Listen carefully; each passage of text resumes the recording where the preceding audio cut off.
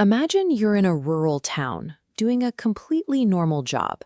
You might be house-sitting a wood-paneled ranch home for an older couple, or cleaning out a foreclosed property, cataloging dusty furniture in the dead silence of a Tuesday morning. In these moments, you feel perfectly secure. Then, the environment breaks its own rules. You notice a security camera watching the driveway has gone offline for no reason.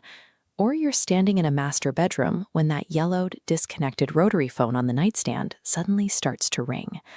Millions of people consume true internet horror stories like these every day. These accounts contain no supernatural demons, no Hollywood monsters, and no high-budget effects, yet they leave us feeling profoundly unsettled. While cinematic horror relies on sharp, immediate spikes in adrenaline, psychological terror builds a slow, exponential curve of dread that stays elevated. It works by exploiting our psychological baseline of safety, the assumption that the rules of everyday life are constant. Internet horror doesn't need to invent monsters. Instead, it weaponizes three specific human fears to demonstrate that our safe spaces are much more fragile than we realize. The first pillar is the uncanny valley of behavior. We usually apply this chart to robots or CGI, but it also applies to how people act. When someone follows a social script almost perfectly, but misses a few key beats, we feel a severe plunge in comfort. We are hardwired to recognize these broken patterns. It's a biological warning system triggering anxiety before our conscious minds can even identify what's wrong. Think of the elderly couple sitting in a rowdy bar. They don't order food or drinks. They don't speak to each other. They just sit perfectly still, staring at a blank wall for an hour, refusing to acknowledge anyone who approaches them. Or consider an old friend whose speech has slowed down to a crawl. You spend a weekend at his cabin, only to wake up and find him standing in the dark at the end of a hallway, watching your door in total silence. A broken social script exposes a predator, attempting and failing to camouflage itself in plain sight.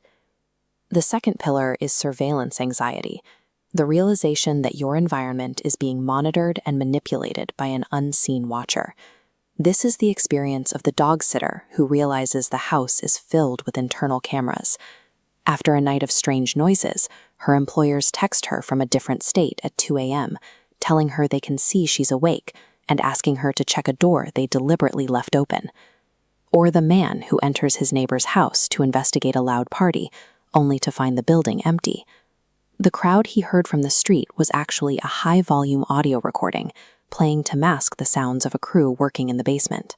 This creates a false safe zone.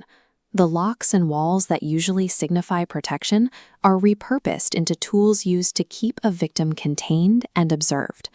Surveillance anxiety removes the concept of personal sanctuary. The victim realizes their reality is being directed by someone with malicious intent.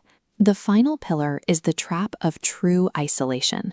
This is what happens when physical distance removes any hope of outside help. We see this with the loggers working deep in the Pacific Northwest. They find a predator's camp hidden in the brush, only for the owners of that camp to violently ambush their trailer in the middle of the night. It's the dread felt by teenagers who row out to an abandoned lake house because they see a light blinking a Morse code SOS. They find the house empty and stripped bare, realizing too late they've walked into a physical lure. When there is no cell service, no neighbors, and the police are hours away, the brain undergoes a total psychological shift. Steady. In true isolation, the only barrier between life and death is immediate, physical action. These encounters leave survivors with psychological scars that last for decades. Even years after the event, the fear remains. It's why a man in his 30s still checks the corners of his room because of a white lady he saw as a child. It's why a logger who was attacked in the woods can no longer find restful sleep.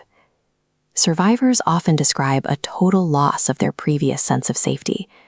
When a designated safe space is compromised, the brain shifts into a state of hypervigilance, scanning for threats even in mundane, everyday environments. We generally move through the world assuming that our locks will hold and that the people we meet will follow the basic rules of social behavior. These stories stay with us because they show how quickly those assumptions can vanish. Whether it's a disconnected phone ringing or a stranger whistling in the dark, they remind us that our safety depends on the predictable behavior of others, and that predictability can disappear in an instant.